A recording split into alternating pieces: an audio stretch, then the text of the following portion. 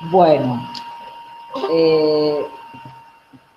la última clase que habíamos iniciado con el texto de introducción del narcisismo, habíamos puesto el foco en, digamos, lo que llamamos el primer apartado, donde se plantea claramente por decirlo, no es tan claro, pero sí se plantea, digamos, con cierto énfasis esta cuestión de que no hay ninguna unidad, pongan el acento en la palabra unidad, comparable al yo, que sea inicial.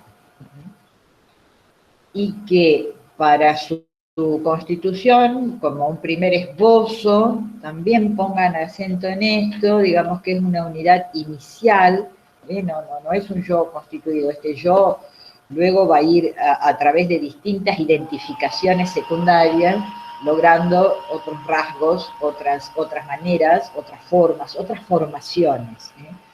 Incluso dentro del yo, Freud va a distinguir dos formaciones, como el ideal del yo y el yo ideal, su forma, volvemos a lo de formaciones, van tomando su forma de distintas, de lazos de amor abandonados, de distintos rasgos, pero todo esto es identificaciones secundarias, todo esto es secundariamente. Lo que necesitamos o el supuesto necesario desde la teoría es esta formación inicial o esta unidad inicial del yo. Y que habíamos planteado que este primer contorno de unidad es una especie de recorte de otros objetos. El yo se recorta como objeto de amor de otros objetos. Habíamos dicho que esta primera unidad tenía por decirlo de alguna manera, una superficie, una instancia corporal. Esta nueva acción psíquica que Freud le agrega el autoerotismo para que se constituya el narcisismo primario, tiene la idea de un recorte de una superficie que podríamos llamar cuerpo. ¿Sí? También habíamos dicho que para poder ubicarla en la teoría la llamábamos identificación narcisista. A partir de Lacan, con la lectura de Lacan, podríamos llamarla identificación especular, porque Lacan utiliza el artificio del espejo como para plantear ese lugar otro, ese lugar de cierta exterioridad que en esta identificación especular se borra esa exterioridad, ¿no? Porque es allí donde el niño, o este sujeto por venir, digamos, o este yo más que sujeto por venir, va a tomar la imagen que el otro le devuelve en el espejo, la va a tomar como propia, allí borra allí un poco esta exterioridad, pasa a ser, podríamos decirlo de una manera un poco brutal, interior o psíquica, digamos, ¿no? Pasaría a ser constitutiva de este yo, de esta formación unitaria o de unidad del yo, y que es necesaria entonces para que se constituya el narcisismo. Estamos siempre en los tiempos del narcisismo primario. Vamos a pasar un poco a ver narcisismo secundario, que consiste en el retorno de la libido del objeto sobre el yo, en el yo.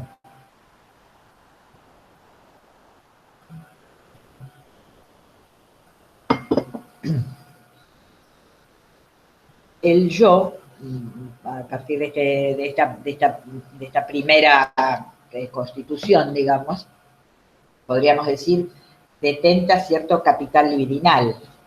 Incluso Freud toma la metáfora esta de una ameba, ¿no? Con los pseudópodos, como si pudiese emitir sus pseudópodos a la manera de la ameba, y de esta manera investir objetos. Desde este capital inicial libidinal, el yo puede investir objetos. Cuando esa libido, y se empobrece el yo, inviste el objeto. Cuando esa libido objetal, por alguna cuestión, digamos, vuelve al yo, estamos hablando de narcisismo secundario, retorna al yo. Estamos hablando de narcisismo secundario. Este retorno de la libido en el yo, al yo, es narcisismo secundario. Ustedes tengan claro esto primero. Narcisismo siempre es investidura libidinal del yo, investidura amorosa en el yo. Cuando va a los objetos es libido objeto, cuando vuelve al yo es libido del yo. Narcisismo siempre es cuando la libido inviste al yo. Diferenciamos narcisismo primario, lo que estuvimos hablando hasta ahora, y vamos a ver ahora narcisismo secundario, y cuáles son los caminos desde la clínica por la cual Freud plantea narcisismo secundario. Pero para que haya, son 3 caminos, lo habíamos nombrado, ahora los vamos a desarrollar un poco. Pero para que haya, ahora nos vamos a detener en eso, para que haya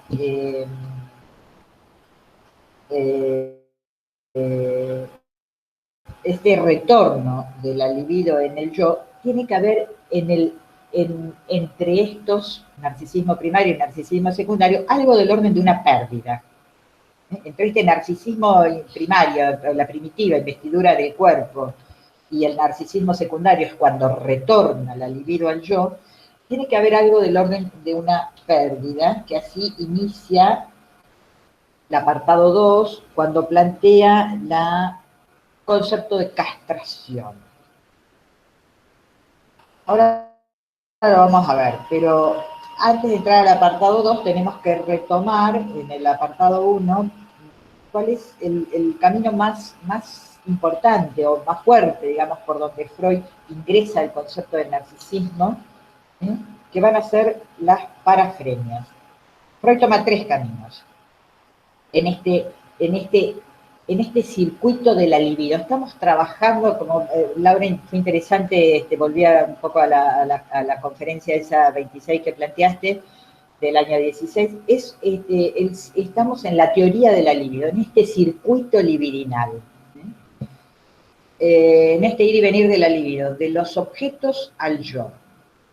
Y cuando se produce Freud habla de sobreestasis.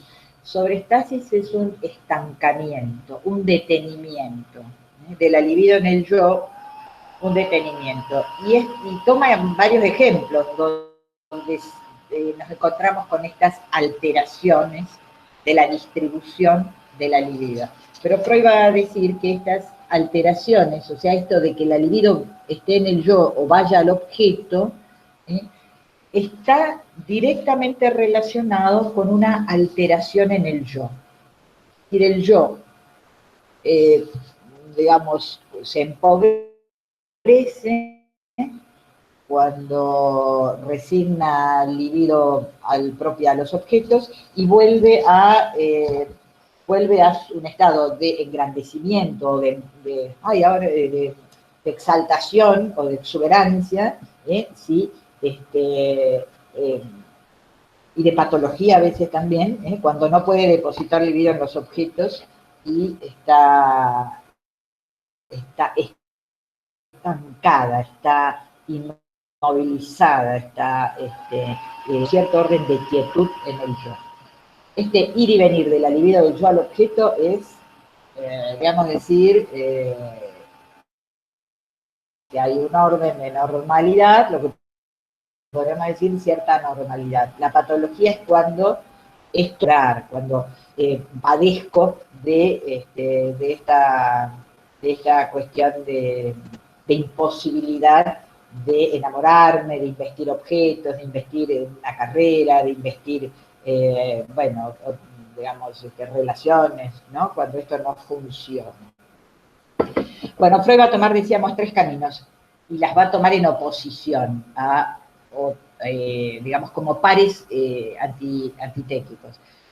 Tampoco serían antitéticos, pero sí pudiendo hacer una diferenciación en estos pares. tomar las parafrenias en relación a las neurosis, va a tomar la hipocondría en relación a la enfermedad orgánica, y va a tomar la vida amorosa de los sexos en cuanto a la elección de objeto de amor, varón y mujer. Con respecto a las parafrenias, que podríamos decir es el lugar a donde Freud piensen también que este es un texto de 1914, que estamos, a ver, en los trabajos sobre digamos, en los trabajos sobre el presidente Schroeder, ¿no? Que lo cuestiona, que lo acicatea, que lo pone allí en preguntas. Esto también me parece que lo habíamos dicho. Entonces, con las parafrenias va a incluir los cuadros clínicos que se habían descrito en la psiquiatría de la época, la demencia precoz de Kraepelin y la esquizofrenia de Bleuler. Y encuentra dos rasgos característicos, o dos rasgos que podríamos decir se repiten o son distintivos. Uno es el delirio de grandeza, este grandor del yo, esta exaltación casi maníaca, las patologías maníacas del yo, y el extrañamiento del mundo exterior, en el sentido de que retira todo tipo de libido de los objetos, que los objetos los llamamos, constituyen el mundo exterior, cualquiera sea, personas o cosas, ¿no? Aquí Freud entonces hace una aclaración que tiene que ver con esto, digamos, que dice que los hace inmune al psicoanálisis. Y tendríamos que aclarar que los hace inmune al psicoanálisis, al menos digamos, en la clínica que Freud estaba trabajando, que era la clínica fundamentalmente de las neurosis, digamos, por las histerias, los cuadros clínicos más conocidos de la neurosis, la histeria, la neurosis obsesiva.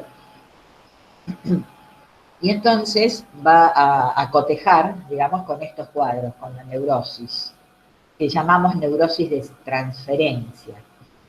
Porque dice que también el histérico y el neurótico obsesivo han resignado el vínculo con la realidad. Pero la diferencia está en que conservan el vínculo con personas o cosas, pero solo que lo han sustituido en la fantasía. Y dice algo interesante, dice, o al menos estos objetos de la realidad son objetos imaginarios, objetos fantasiados, o su recuerdo de ellos. O sea, hay un vínculo con el objeto, pero hay una distorsión en cuanto a ese vínculo.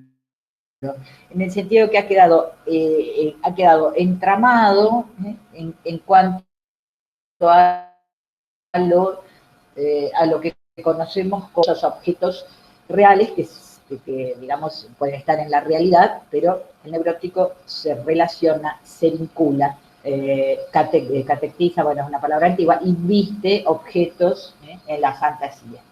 Y en todo caso, se pueden haber, el neurótico cancela las acciones que le permitirían acceder a ellos o encontrar alguna satisfacción en ellos, cancela las acciones, pero no deja, podríamos decir, de soñar, por decirlo de alguna manera. De soñar también, como los ensueños diurnos, de soñar también, como las fantasías. O sea que sigue habiendo ligazón libidinal con el objeto, sigue habiendo de alguna manera libido en el objeto. No hay una vuelta al yo, digamos, tan fuerte como podría haber en las parafrenias, aunque este objeto sea un objeto, digamos, en la fantasía. Haya un movimiento, porque tampoco es que se la pasa soñando todo el día, el neurótico, sino que hay un movimiento, podríamos decir, entre la realidad y la fantasía, ¿no? Es lo que a veces podemos pensar, podemos comprender, digamos, cuando, bueno, no sé, una ruptura amorosa, ese otro que era un otro casi idealizado, lo cual investigamos amorosamente, bueno, puede pasar a ser la persona más detestada del universo, digamos. No hay un movimiento allí del libido que puede ir y venir del yo al objeto. En cambio, en los parafrénicos, esta es la diferencia fundamental, y esto es lo que Freud pudo observar en sus estudios, no hay sustitución. No hay sustitución. Y hay algo ahí del orden del estancamiento. La libido sustraída al mundo exterior fue conducida al yo y allí digamos, allí está como detenida. Después Freud trabaja esta cuestión, digamos, en los delirios o en estas manifestaciones como una manera de restituir libido al objeto.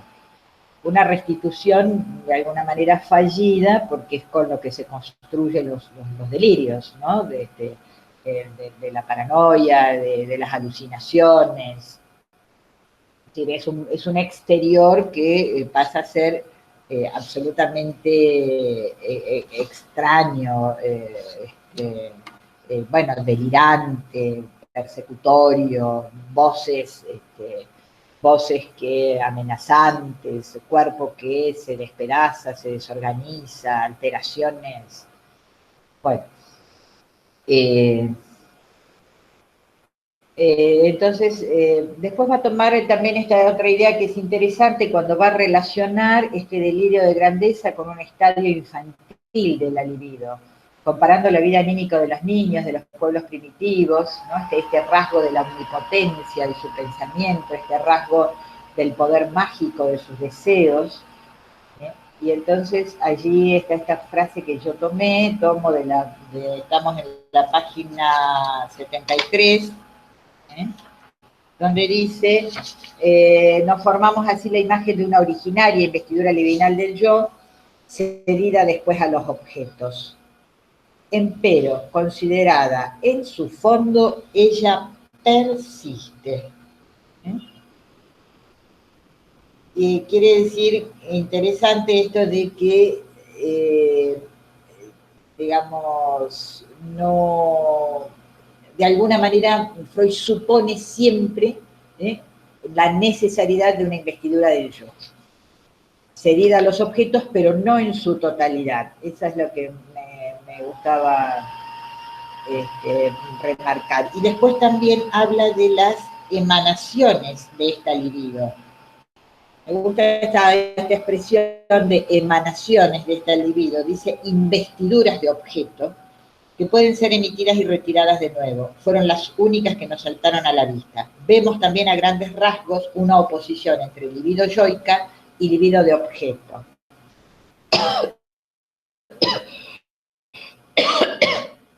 Quería marcar este término de emanaciones, porque después cuando veamos tópica de lo imaginario, hay algo de esto que se juega en la imagen, como emanaciones de un objeto, como emanaciones de la libido. Incluso Lacan va a tomar un concepto de libido interesante que es una lamel, una laminilla, ¿no? Que va a investir objetos. Entonces tiene algo que ver con esto de lo que emana del yo y lo que emana del objeto en cuanto a captura imaginaria. Bueno, las emanaciones de esta libido, Freud las llama investiduras de objeto. Y también va a decir, en esta oposición entre libido yo y libido objeto, o libido yo, libido objeto, que cuanto más gasta una, tanto más se empobrece la otra. El segundo camino que Freud va a tomar para explicar el narcisismo secundario es el par enfermedad orgánica y hipocondría. A partir de una observación de Ferenczi en cuanto a la distribución de la libido, cuando alguien enferma, resigna su interés por todo aquello que no sea su dolor, lo que lo aqueja, todo lo que su mundo es aquello que lo aqueja. Retira precisamente la libido de los objetos, y esta libido toma el término de Jung, que es reintroversión, es reintegrada, por decirlo de una manera, a esta parte del yo que es su dolor. Su dolor que puede ser orgánico, o su preocupación, o su dolor. Cuando alguien enferma, toma esta frase de Ferenczi que decía, cesa de amar. Parece la cuestión del amor. Las investiduras se repliegan en el yo, en su interés narcisista, pero esto es transitorio, es temporario, porque cuando cesa el dolor o la enfermedad orgánica, cuando fuimos al dentista, porque toma esta frase del poeta que dice, en la estrecha cavidad de su muela se recluye su alma toda.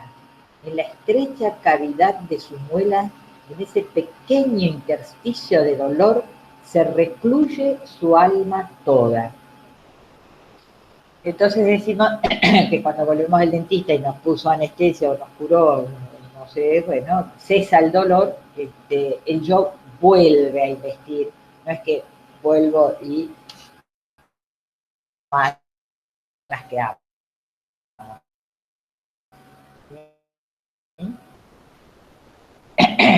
Compara también con el narcisista de las cargas libidinales. Podríamos decir que nadie concilia el sueño si está pensando, no sé, en una cuestión pendiente, en alguna tarea que tiene que realizar y no quiere, le disgusta, conciliar el sueño. Entonces Freud va a decir que también en el estado del dormir hay un retiro de las investiduras con respecto al exterior. Pero la diferencia que tenemos respecto a la hipocondría y la enfermedad orgánica, pero no siempre estas sensaciones penosas tienen por fundamento alteraciones comprobables. Está, porque ustedes saben que finalmente el hipocondríaco consigue su objetivo. El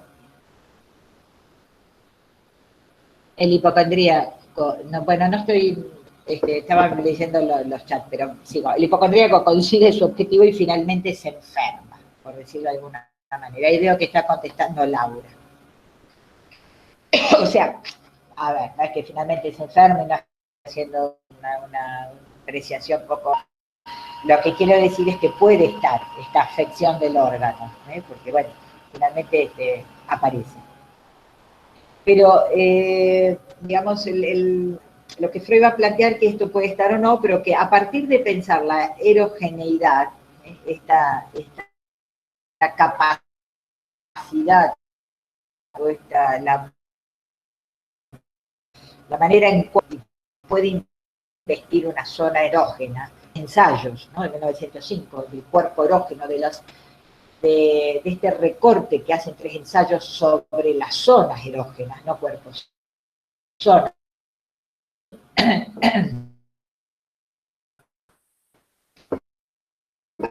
A partir de 1905, de pensar que esta capacidad de la zona erógena está en una zona particular, parte de la capacidad de erogeneidad normal de todo.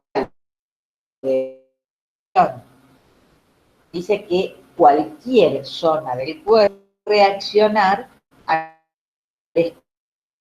estímulo sexual. Entonces, esta condición de erogeneidad de los órganos viene determinada por una alteración de investidura.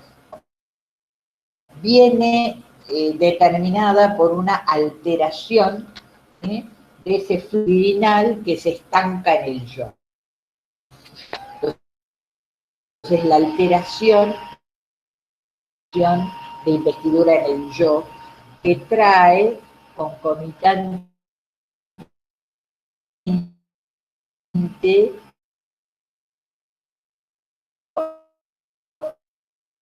órgano. Está, digamos, dándole en esta dolencia que tiene que ver con el pensamiento con respecto a este órgano.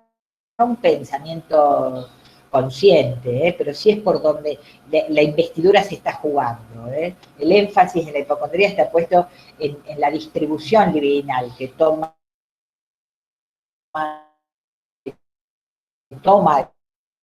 el yo y que entonces produce casi que puede ser igual en la enfermedad de los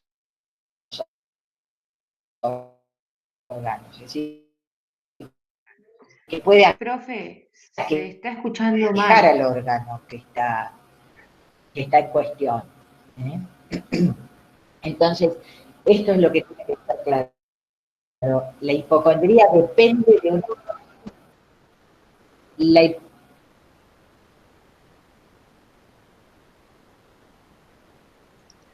Sí, profe, no se escucha bien, se entrecorta. ¿Se entrecorta? Bueno, lo único que les puedo decir para no interrumpir es que seguimos la clase y si se escuchase muy mal la van a tener grabada. Supongo que la grabación no va a tener problemas de estar entrecortado. ¿Puede ser? Me parece que si se graba entrecortada, profe. Sí, se va a grabar entrecortado.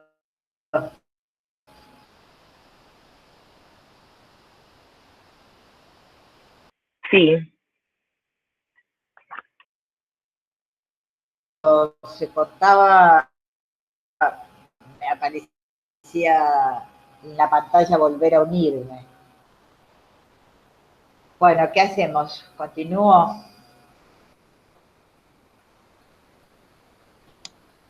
Sí, sí, profe, va, como usted quiera. El tema es que, que Bien. hay partes que no se entienden. Bueno, vamos y también vemos si hacemos preguntas. Bueno, estábamos entonces que esto que quería que se entienda, que en la hipocondría depende de una libido del yo, del detenimiento, de la estasis de la libido en el yo, mientras que en las neurosis depende de la libido de objeto.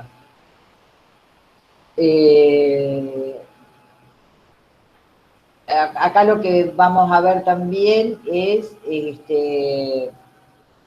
digamos, la cuestión de la transferencia, ¿no? Que es otra cuestión, que cuando veamos el seminario 1 de Lacan, que es con lo que seguimos, donde Lacan trabaja y discute los términos que Freud plantea en Introducción del Narcisismo, es la relación del narcisismo con el concepto de transferencia.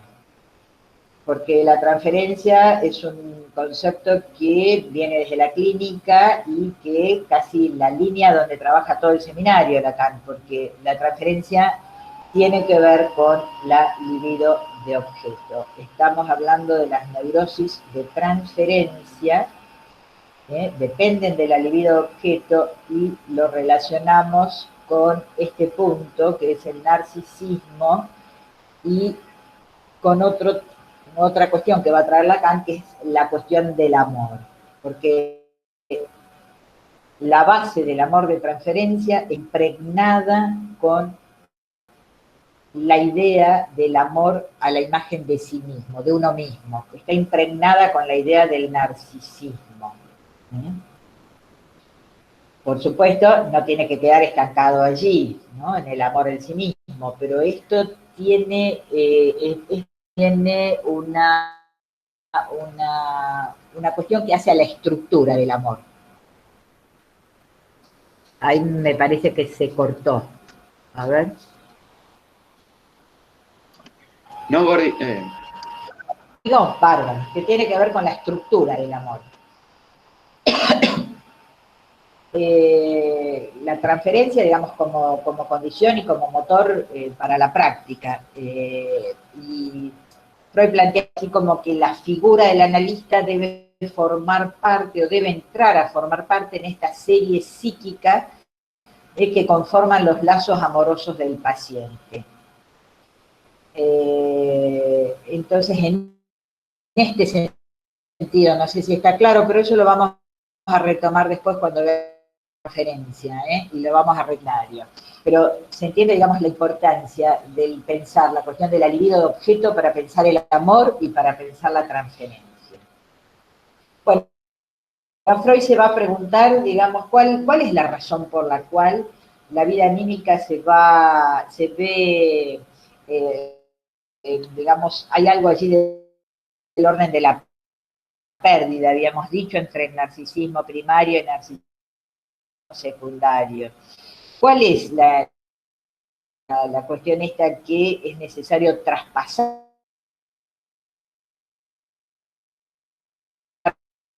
relacionado con el aumento de tensión? Entonces, cuando la investidura en el yo sobre, digamos, cierta necesidad de resignar en parte esa libido yoica a los objetos. Freud dice, esta es una frase del texto, dice, un fuerte egoísmo preserva de enfermar, pero al final uno tiene que empezar a amar para no caer enfermo.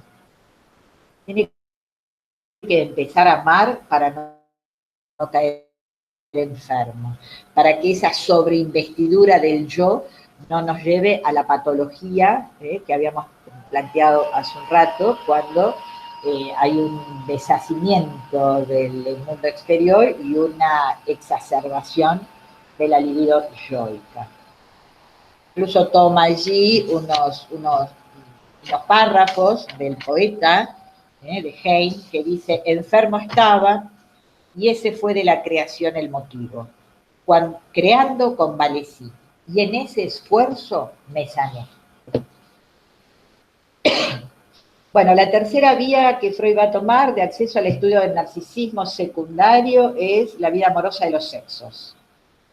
Freud va a decir que las primeras satisfacciones sexuales, las pulsiones autoeróticas, nacen apoyadas en las zonas de las funciones vitales que sirven para la autoconservación.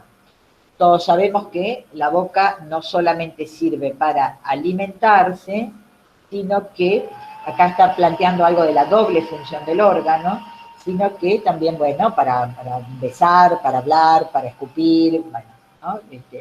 La doble función del órgano. Entonces, en principio, se apuntalan en la satisfacción de lo que todavía llama pulsiones de autoconservación, y solo más tarde se independizan de ellas. Estos primeros lazos amorosos que se edifican sobre los primeros cuidados, que aquí Freud habla de la mujer nutricia, la persona encargada de la crianza, que digamos podríamos pensar habitualmente es la función materna. Freud denomina este tipo de elección de objeto anaclítica,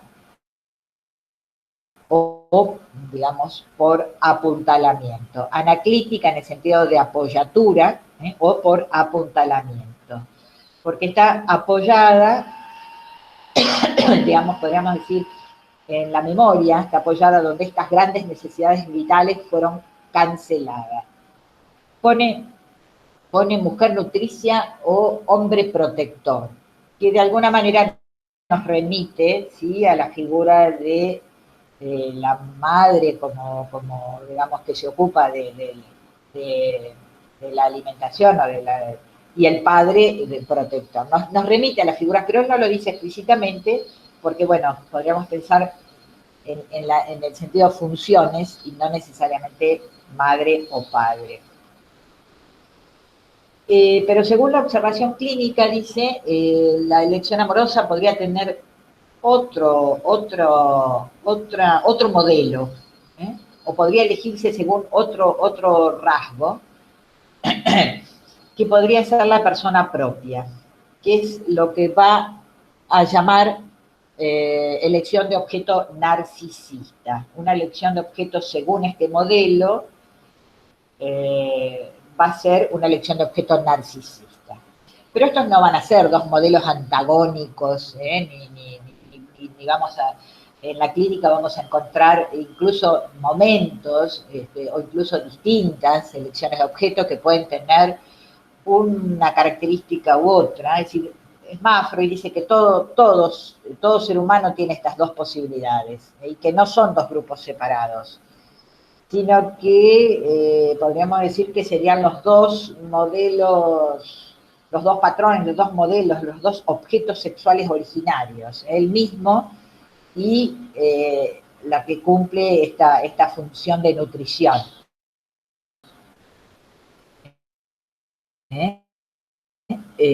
Ahora, esto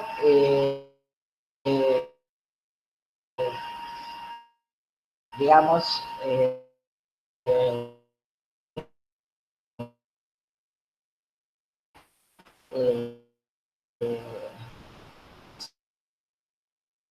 tipo de elección de objeto narcisista característico de la mujer y un modelo que es más característico en por apuntalamiento del hombre protector, digamos, el pleno amor de objeto, es más característica del varón en el sentido de que podría haber una tendencia a una sobreestimación sexual del objeto, que nos recuerda un poco al momento del enamoramiento. Una idea de sobrevaloración del objeto de amor, ¿no? de esta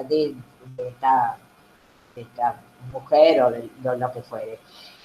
La elección de objetos según el tipo narcisista estaría más dada o sería más propensa a la mujer a este tipo de elección de objeto, sería más que la elección, sería la condición del amor, porque la mujer estaría más en un lugar de ser amada, que Freud dice como no se sacia amando, sino siendo amadas, colmadas en ese lugar de objeto de amor.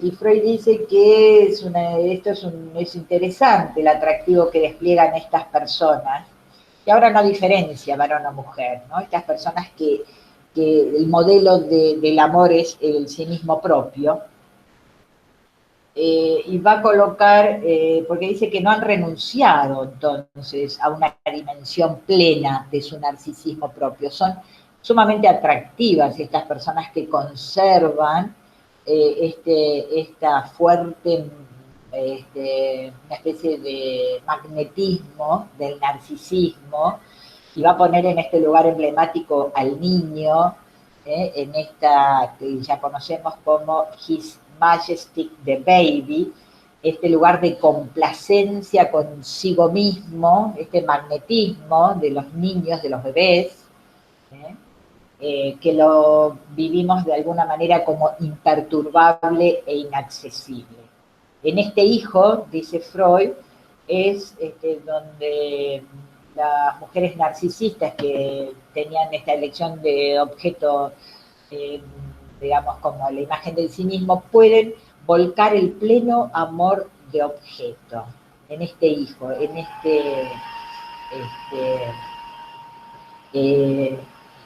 pero bueno, también Freud dice que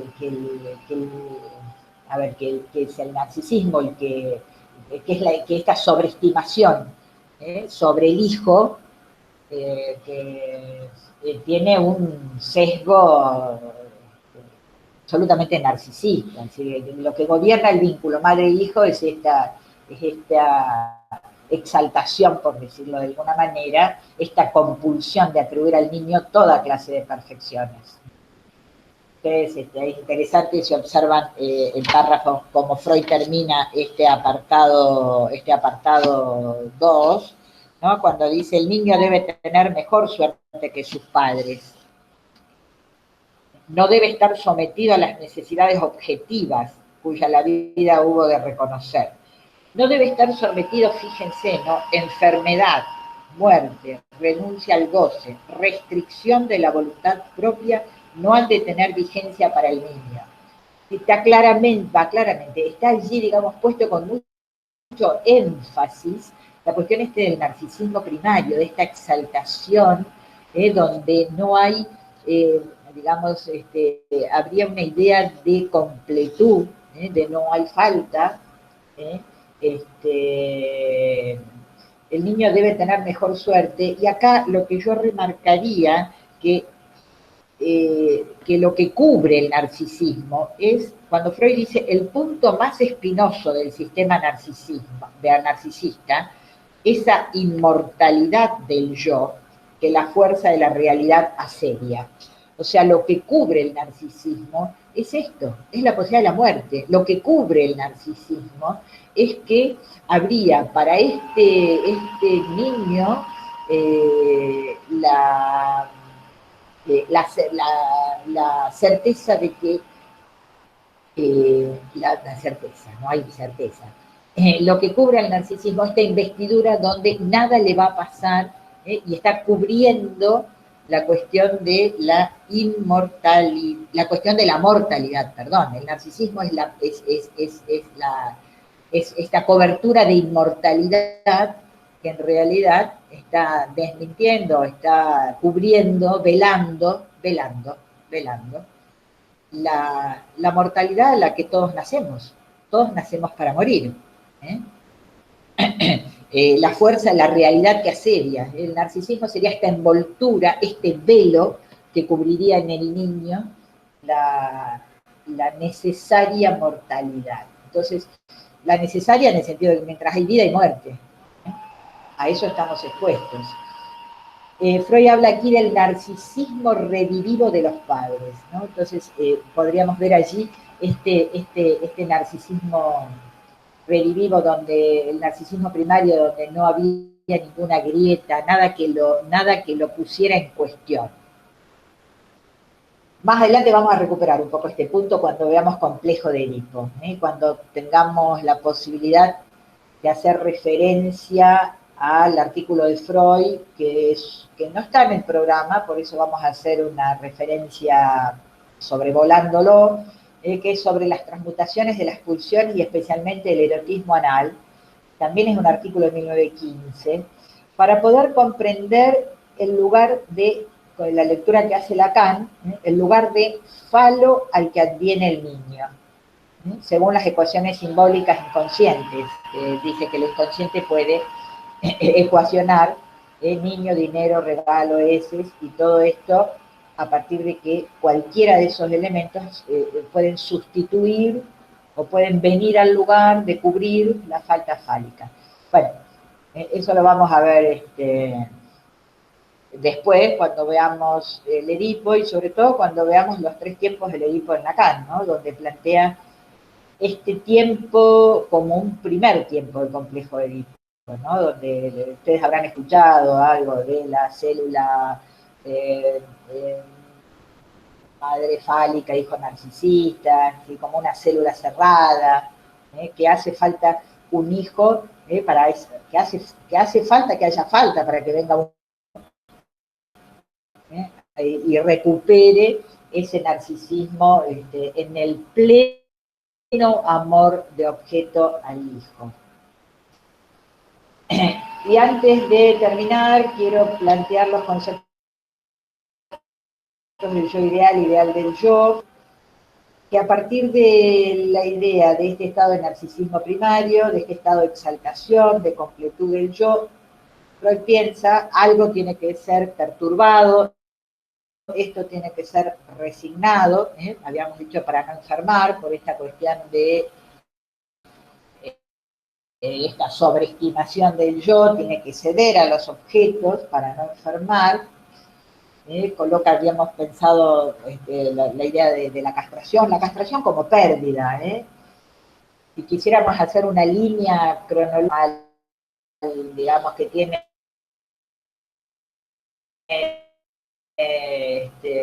cierta cuestión de, ¿no? Podríamos decir, bueno, autoerotismo como estado inicial de la libido, narcisismo primario, como esta investidura libidinal sobre el yo, de la pérdida, un intervalo de pérdida, que lo podemos vincular con la castración para salir de estado narcisista primario el otro. Este intervalo de pérdida va a dar lugar a narcisismo secundario, a que retorne la libido de objeto en el yo. Entonces decimos autoerotismo, narcisismo primario, castración, narcisismo secundario. Esta línea, que tiene toda la onda de parecer cronológica, es bastante arbitraria, porque no se da de esta manera, no se da con una secuencia lineal, sino que es, podríamos decir, más para fines explicativos. Porque siempre, lo vamos a ver cuando veamos el periodo del espejo, siempre algo del narcisismo secundario va a intervenir retroactivamente. Digamos, autoerotismo, narcisismo primario, no son tiempos estancos, porque este narcisismo secundario desde allí también va a estar como heredero del complejo de Edipo, algo del orden del yo ideal, el ideal del yo como ese lugar desde donde nos miramos, porque es desde donde hemos sido mirados. Y esto va a intervenir en todo esto que estamos planteando, ¿no?, del autoerotismo primario. Sabemos que en Freud esto de la cronología se nos dificulta, que todo movimiento tiene un movimiento retroactivo. Entonces, bueno, volviendo a la pregunta de qué ha pasado con esta investidura yoica en el adulto normal, por qué se ha visto necesariamente volcado, necesariamente colocado, libido en los objetos, aquí Freud introduce una formación dentro del yo. En principio lo llama ideal, digamos, toda esa libido se ha volcado sobre un ideal, que después, y que este ideal va a ser el que mira su yo actual sobre, va a medir el yo actual con el ideal.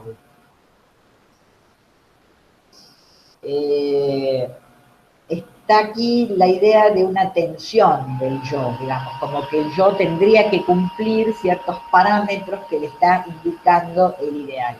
Y esto Freud lo va a llamar una nueva formación, para recuperar el ideal narcisista de la que alguna vez gozó. Esta nueva formación que intenta recuperar el ideal narcisista de la que alguna vez gozó, lo llamamos ideal del yo, por donde va a intentar recobrar ese narcisismo infantil que fue su propio ideal.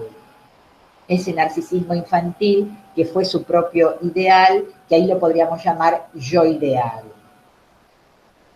Freud va a decir, el desarrollo del yo consiste en un distanciamiento del narcisismo primario, pero también engendra una intensa aspiración a recobrarlo. La libido se desplaza a un ideal del yo. Este ideal del yo tiene una fuerte connotación de exterioridad, impuesto desde afuera. Aquí van a intervenir en el ideal del yo las críticas, los padres, los maestros, sus aspiraciones y anhelos.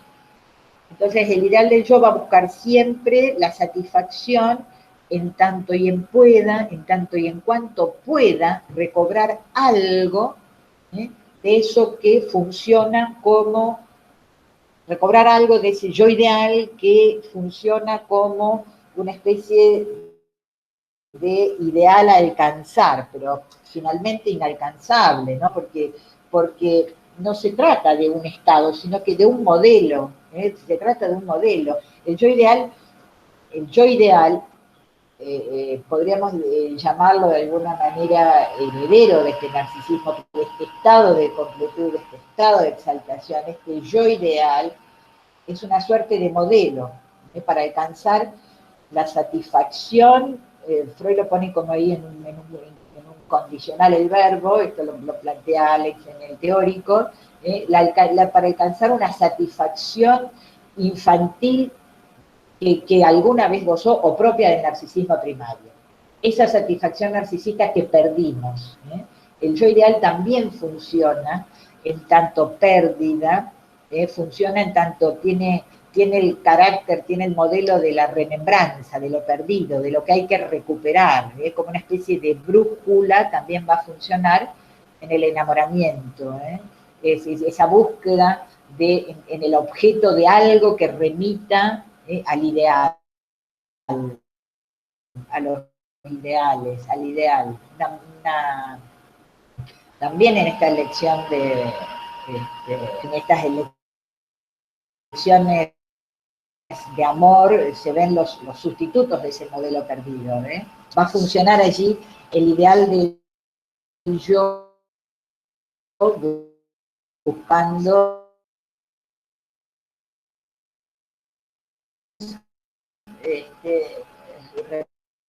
repetimos esto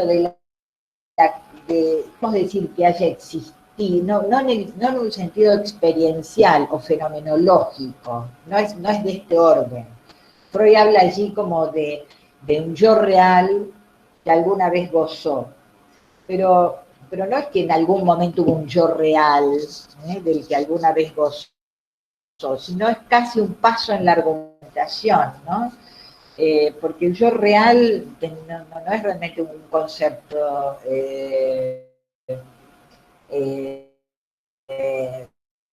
sería como el tiempo, el yo ideal se constituye como tal en tanto perdido. Siempre usamos la metáfora del modelo del paraíso, digamos, digamos, no porque te crean el paraíso perdido de Adán y Eva, pero para tomarlo como modelo, mientras estaban en el paraíso, a Adán y Eva no les faltaba nada, tenían solo una prohibición, pero no había, digamos, no había allí idea que eso era el paraíso. El paraíso es nominado como tal a partir de que son echados de este lugar donde tenían todo a la mano, también la manzana que no debíamos comer. Entonces, es nominado como paraíso a partir de lo perdido. Es en tanto perdido. Entonces, el yo ideal tiene esta marca de este estado de absoluta completud que se marca como tal a partir de que se pierde. Este estado de satisfacción imposible, porque bueno, pero que se marca como tal a partir de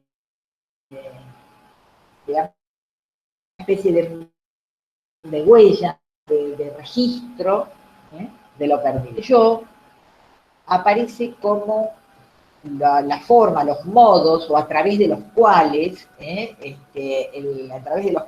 esto está relacionado con narcisismo secundario, está relacionado con elecciones de objetos de amor que se abandonan, por eso decíamos los padres, la cuestión tiene un rasgo como de la cultura, entonces el ideal del yo marcado por estas voces va a ser una manera o la forma o la manera de que todos, de alguna manera, intentamos recuperar algo de esto que funciona como paraíso perdido, como yo ideal, como lugar, lugar al que